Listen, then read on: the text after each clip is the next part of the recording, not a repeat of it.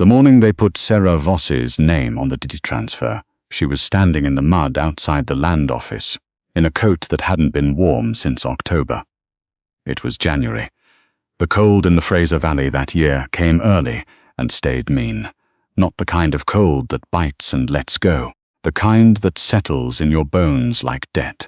She had her daughter on her hip, Tilda, 14 months old and too quiet for a baby her age, as though she had already learned that crying didn't change things. Sera had learned the same lesson, but later, and the hard way. The man coming out of the office didn't look at her. He had the papers folded under one arm and his hat pulled low, and he stepped around her in the mud like she was a post. Someone had left in the wrong place. That was Fen Corey, her late husband's business partner, the man who had, over the course of 11 months, systematically transferred every asset her husband had left behind into his own name, using debts Sera hadn't known existed, and signatures she hadn't known had been forged, until a lawyer in Kamloops told her, gently, that she had nothing left to contest. She stood in the mud and watched Fen Corey climb into his wagon and drive north toward the land that had been hers, and she felt something go quiet inside her. Not peace, something older than peace. The silence that comes when you've run out of road. She had $11, a canvas bag with Tilda's things, a coat that wasn't warm enough, and nowhere to go. The land office clerk, a man named something she immediately forgot, told her there was a boarding house at the edge of town that might take women in her situation. She walked there. The woman who answered the door looked at Tilda, looked at Sera, looked at the coat, and said the rooms were full. They were not full. Sera could see light under 3 doors in the hallway behind her. She walked back out into the cold. There was a general store on the main road with a notice board by the door. Sera stood in front of it for a long time, reading things she couldn't afford, and jobs she couldn't do without leaving Tilda somewhere. And Tilda had nobody left to leave with. A notice near the bottom, handwritten on brown paper, said that a man up in the high country north of Clearwater needed someone to cook and keep house through the winter months. Board and food provided. It didn't say a wage. It didn't say the man's name. It had been pinned there so long the edges had curled and gone brown. Sera took it down and put it in her pocket. She asked the store clerk how to get to Clearwater. He looked at her the way people had been looking at her all day, like she was a problem that belonged to someone else. "You'd need a wagon," he said. She had $11. A wagon cost more than $11. She bought 2 tins of food for Tilda, a box of matches, and a pair of wool socks, and she stood outside the store in the cold and tried to think. That was where the freight driver found her. He was headed north with a half-empty load, and he offered her a seat in exchange for help loading at the next stop. She climbed up with Tilda pressed against her chest under the coat, and she didn't look back at the town as they left it. The drive north took 2 days. The freight driver, whose name was Aldous, was a decent man who didn't ask questions she didn't want to answer. He gave her hardtack and dried meat at night, and let her sleep in the back of the wagon under a canvas tarp, with Tilda tucked inside her coat like a small, warm stone.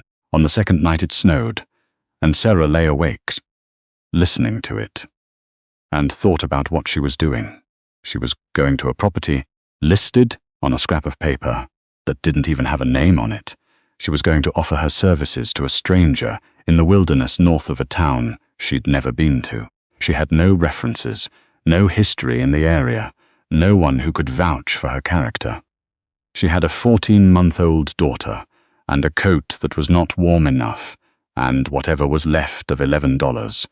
After the tins and the matches and the socks, she was either very brave or very desperate. She had stopped, being able to tell the difference somewhere around November. Aldous let her off at a crossroads north of Clearwater and pointed her down a track that disappeared into the trees. He seemed like he wanted to say something else. He didn't say it. She thanked him, settled Tilda on her hip, and started walking. The track went uphill for what felt like 2 miles before the trees opened onto a clearing. The cabin sat at the far edge of it, backed against a ridge of dark spruce. It was not what she'd pictured. She hadn't pictured anything specific, but she'd imagined something smaller, more provisional, the kind of structure a man throws up to get through one winter and keeps meaning to improve. This was a real building, squared logs, a stone chimney putting out a thin column of smoke, a roof steeply pitched against the snow, a barn to the left with a fence running out from it, a woodpile along the south wall that was taller than Sera and ran the length of the building. Someone had been here a long time. Someone was not planning to leave. She walked across the clearing. She raised her hand to knock, and the door opened before she could. The man who filled the doorway was very large. That was the first thing, not heavy. Large, the way certain trees are large, by density rather than excess. He had dark hair going grey at the temples and a beard that needed attention and eyes the colour of creek water in autumn, that particular greenish grey that changes depending on what's around it. He looked at her. He looked at Tilda. He looked at the coat. "You came from town," he said. It wasn't a question. "I saw your notice," Sera said. "At the general store. That notice has been up since September. It was still there." He looked at her for a long moment. Then he looked at the clearing behind her, as if expecting someone else, a husband or a brother, or someone who made more sense. There was nobody. "I can cook," Sera said. "I can keep house. I'm not afraid of work." His eyes came back to her. "The baby," he said. "She's quiet," Sera said. "She doesn't require much." She hated saying it. She hated reducing Tilda to a logistical footnote, but she had learned these past months that the world did not accommodate grief or love or complexity. It only ever asked, "Is this going to be a problem?" The man looked at Tilda again. Tilda looked back at him with the particular solemn attention she gave to everything, as though she was taking notes. Something shifted in his face. Very small, like a door opening just enough to let light through without committing to anything. "I'm Griff," he said. He stepped back from the doorway. Sera walked in. The cabin was warm. That was the second thing she noticed, and it nearly undid her. Because she hadn't been truly warm in months, and warmth, she discovered, is a thing your body remembers the absence of with a ferocity it doesn't bring to anything else. She stood inside the door and let it hit her and tried not to show it. Griff moved to the far side of the room, which was not very far. The cabin was one large room with a partition wall separating the sleeping area. There was a table, a wood stove, a shelf of supplies. Tools hung on the walls with a neatness that suggested habit rather than performance. It was not comfortable. It was functional. It had been a room for one person for a long time, and it was shaped around that fact. "There's a cot behind the partition," Griff said. "You and the baby can have it. I'll take the floor. I'm not taking your bed," Sera said. "It's a cot," he said, "and I'm not arguing about it. You want supper?" She did want supper. She wanted supper with an intensity that was almost embarrassing. She ate standing at the stove because he didn't suggest she sit, and she didn't know what the rules were yet. Tilda fell asleep against her shoulder before the soup was finished, and Sera carried her behind the partition and laid her down on the cot and stood there for a moment in the dark, watching her daughter breathe, with the particular focused desperation of every mother who has ever stood in the dark. Watching her child breathe in a place she wasn't sure was safe. She went back to the main room. Griff was sitting at the table with a mug of something. He didn't look up. "Thank you," Sera said. He nodded. "I'll start in the morning," she said. "Cooking, whatever you need done." "Fine," he said. She went back behind the partition and lay down on the cot beside Tilda and stared at the ceiling and listened to the fire and tried to figure out what she'd gotten herself into. She was asleep in 4 minutes. She had not expected to sleep.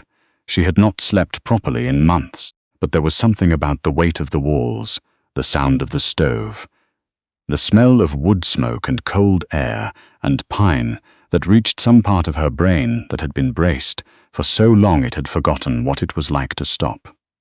She woke at 5. Tilda was still sleeping. She went out to the main room. Griff was not there. She could hear him outside. She stirred the fire back up and found flour and dried beans and a side of salt pork and a crock of lard, and she started breakfast. He came in an hour later with snow on his shoulders and stopped in the doorway at the smell of it. She didn't look up from the pan. "Sit down," she said. "It's ready." He sat. He ate. He didn't compliment the food. He didn't say anything, but he ate everything on the plate, and when she refilled it without asking, he didn't object. Tilda woke up while he was eating his second plate, and Sera brought her out and set her on the floor with a wooden spoon to hit things with, which Tilda considered acceptable entertainment. Griff looked at her from across the table. Tilda looked at him. She hit the floor with the spoon. Griff's mouth moved in something that was not quite a smile and looked away. The days took on a shape. Sera cooked. She cleaned. She organized the supply shelf, which had been arranged with the logic of a man who knew exactly where everything was and saw no reason to explain it to anyone, and she reorganized it with the logic of a woman who was going to be cooking from it every day and needed it to make sense. She expected him to object. He didn't. He just reached for things in the new places as though he'd always been reaching there. She didn't know what to make of Griff. He was gone most of the day, checking trap lines, she gathered, and doing whatever work the land required through the winter. He came back at dusk. He ate. Sometimes he sat by the fire for an hour afterward, and sometimes he went to bed. He didn't talk much. What he said was direct and to the point, and usually about practical things, the weather, whether they needed more wood. Once, briefly, about a family of deer he'd seen on the ridge. He asked about Tilda sometimes. Small questions. Whether she was sleeping, whether her cough, when she had one, was improving. Not conversational questions, the kind of questions a man asks when he's actually keeping track. Sera found this harder to manage than his silence. She had gotten good at managing silence. 3 weeks in, a man came to the door. Griff was out. Sera answered it. There were 2 of them, actually. The one in front had a face she didn't recognize, but something about the way he stood. The deliberate occupation of space, the smile that didn't go all the way up to his eyes, made the hair on the back of her neck rise before he'd said a word. "Looking for Morrow," he said. He meant Griff. She hadn't known his last name until just then. "He's not here," Sera said. "Know when he'll be back?" Tilda was behind her on the floor. Sera was aware of exactly where Tilda was. "No," she said. The man looked past her into the cabin. His eyes moved across the room the way hands move across a surface, checking for value. "Tell him Fen Corey's man came by," he said. Sera stopped breathing. "Fen sends his regards," the man said, and a reminder about the survey line. He held her eyes for a moment too long, and then he turned and walked back across the clearing. Sera closed the door. She stood with her back against it and listened to the sound of horses going away through the trees, and tried to understand what had just happened. Fen Corey. Here. That name, in this place. She had come 500 miles north and her husband's killer had followed. No, not followed. Or maybe not. Fen Corey owned land everywhere, accumulated it like a man who understood that land was the only thing that lasted. The survey line meant he had property nearby, had had it, maybe, for years. It might be coincidence. She told herself it was coincidence. She didn't believe herself. Griff came home at dusk to find her standing at the window. She heard him knock the snow off his boots at the door and come in, and she heard him stop when he saw her face. "What happened?" he said. Not a question. She told him.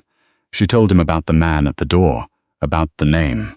She told him about Fen Corey, not everything, not the whole history, but enough. The land, the deed transfer, the lawyer in Kamloops. She kept her voice even. She had gotten very good at keeping her voice even. When she finished, Griff was quiet for a moment. "How long ago did he leave the valley?" he asked. "Before Christmas," Sera said. Griff nodded slowly. "He has the parcel on the east side of the ridge," he said. "Has for 3 years. He's been trying to get the survey line moved. I wouldn't agree to it." Sera looked at him. He's been pushing on me for 2 seasons, Griff said, sending men up. Lately with more frequency. He doesn't know I'm here, Sera said. He does now, Griff said. They looked at each other. I can leave, Sera said. I don't want to bring trouble to your door. Something moved in his face. That small movement again, the one she still hadn't learned to read. You're not going anywhere, he said. It's February. It was February. It was -20 at night, and there was 4 feet of snow on the ground, and the nearest town was 2 days' walk. That's not the reason, she said, because she needed to know. Griff looked at her for a long moment. No, he said, it's not the only reason. He turned to the stove and picked up the poker and adjusted a log that didn't need adjusting, and that was all. That was the whole of it. But something shifted in the room, something that had been held at a careful distance moved, slightly, closer. Sera set the table. Fenn's men came again in March. This time there were 3 of them, and this time Griff was there. Sera was at the stove when she heard the horses. She moved to the window and saw them coming across the clearing, and she turned to say something, and Griff was already at the door. He stepped outside and closed the door behind him. She stood at the window and watched. She couldn't hear what was said. She watched the way Griff held himself, very still, the particular stillness of something large that is not afraid. The men on horseback were talking. Griff was not talking. And then Griff said something, 1 sentence, and the man in front pulled his horse back a step. Not because the horse spooked, because the man told it to. They left. Griff came back inside. What did you say? Sera asked. I told them where the survey line is, he said, and I told them the next man who crosses it won't get told again. He hung his coat up. Did that work? She asked. It worked for today, he said. She found to her own surprise that this was enough. She believed him. She believed that today was handled, and that tomorrow would be handled when it came. And she hadn't believed that about anything in a very long time. She went back to the stove. Supper's nearly ready, she said. I'll get wood, he said.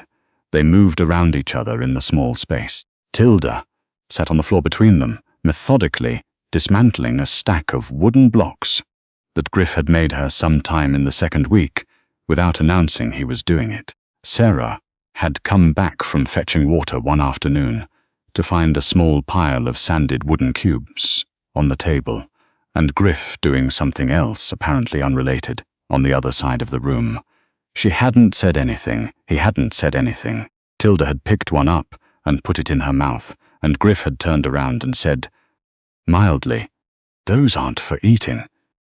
And that had been the whole of it. The thing that broke them open, in the end, was not a fight or a confession or a long night by the fire where things were finally said. It was simpler than that, and harder to explain. It was a Tuesday in late March, the snow starting to loosen at the edges, the first suggestion of something that might become spring in another 6 weeks. Griff had been out since before dawn. He came back in the early afternoon, which was unusual, moving too carefully across the clearing. Sera looked up from the window, and she was outside before she'd made a decision to be, crossing the snow in her socks.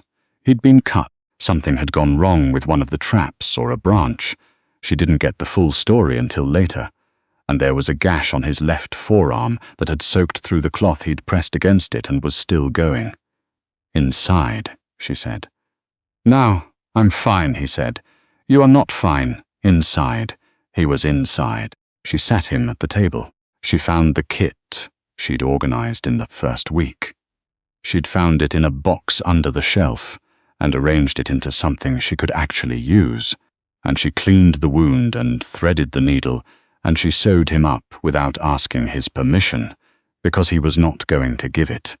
And there wasn't time. He was very still while she worked. She was close to him, closer than she'd been, and she could feel the tension in him. Not from pain, or not only from pain. Hold still, she said. I'm holding still, he said. You're not. He was, actually. She'd just needed to say something. She tied off the last stitch and pressed a clean cloth over it, and looked up. He was looking at her.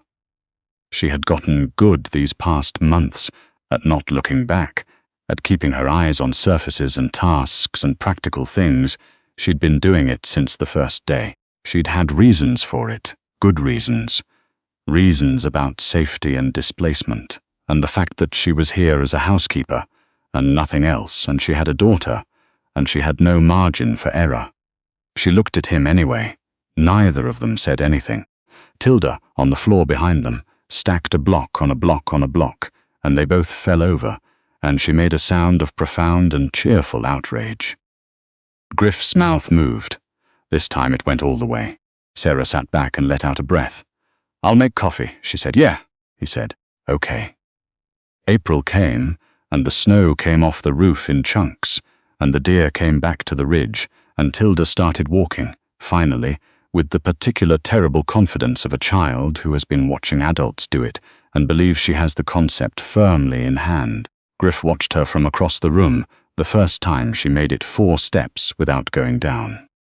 He didn't say anything, but he was there the next time she tried, and the time after that, and once when she made it all the way to the table and grabbed the edge, and stood there looking very proud of herself.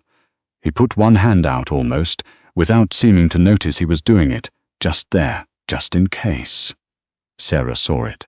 She didn't say anything. Some things you say, and they become about the saying. Some things you leave alone and they just grow. In May, a letter came from the lawyer in Kamloops. Fen Corey had been charged, not for what he'd done to her, for something larger. Something that had been building for years in the records of 4 different land offices across the interior, and Sera's case had been one thread in it. But there were many threads, and they had apparently added up to something the authorities couldn't ignore anymore. She read the letter 3 times at the table. Griff came in from outside and saw her face. "Good news or bad?" he said. "Good," she said. "I think. I don't know. It doesn't fix anything." "No," he said. "But it's something." He sat down across from her. He didn't ask to read the letter. He waited. She'd been thinking since March about what came next. Spring meant the track down the mountain was passable again. Spring meant she could leave. The original arrangement, cook and keep house through the winter, was technically complete. She had not been paid in wages, because wages had never actually been discussed, but she'd had shelter and food and safety, and she didn't know how to put a number to those things or what the calculation looked like on either side. She'd been trying not to think about it. She thought about it now. "The arrangement," she said. "The winter's done." Griff's face didn't change. "It is," he said. "I should figure out what's next," she said. "For Tilda. And me." "You should," he said. She looked at him. He looked at her. "Griff," she said. "There's no reason it has to be a different arrangement," he said. "If you wanted to stay, there's room. It makes more sense than it did in January." His voice was very even. She had come to understand that this was not disinterest. This was the way he said the things that mattered to him. "You'd want that," she said. "I'm saying it," he said. She'd spent the whole winter doing practical things. She'd kept herself busy with practical things because they were safe and they required nothing but her hands and her attention, and they didn't ask her to want anything or risk anything or trust a man who hadn't yet given her any reason not to trust him, which was its own particular kind of dangerous. She was very tired of being careful. Tilda would need her own space, Sera said. "Eventually, she can't sleep in that cot with me forever. I can put up a wall," he said. "And I'd need to know what this is," she said. "What we're saying this is. I'm not staying as a housekeeper." He looked at her. Something in his face that she'd been watching for 5 months finally settled, like a thing that had been waiting for permission to land. "You're not here as a housekeeper," he said. "You haven't been for a while." She sat with that. Outside, Tilda was in the yard with a stick, conducting some transaction with a post, talking seriously to it, in the fragmentary half-language of almost 2. The sun was on her hair. The spruce on the ridge had gone that particular bright green that only happened for 2 weeks in May, and then deepened and darkened and became something else. "I can make supper," Sera said. "I'll get the wood," Griff said. He stood, and she stood, and he passed close to her on the way to the door, and his hand brushed her arm. Not an accident, and not an announcement. Just a thing that happened between two people who had found each other in a difficult winter and were choosing, quietly, to stay. The door opened. The smell of May came in. Tilda looked up from her negotiations with the post and said something emphatic in her half-language that neither of them could interpret, but both of them understood. Griff looked at her. He looked back at Sera. "She's going to be a talker," he said. Sera laughed. She hadn't expected to laugh. It came out of her before she could shape it into anything presentable, and it was louder than she meant it to be, and it was real. "She gets it from her mother," Sera said. Griff's eyes stayed on her for a moment. "Yeah," he said. "I figured." He went out for the wood, and the door swung closed, and Sera stood in the middle of the cabin in the May light and felt something in her chest that she recognized distantly as the opposite of the silence she'd felt outside the land office in January. It felt like a door opening. Not all the way, not yet, but enough.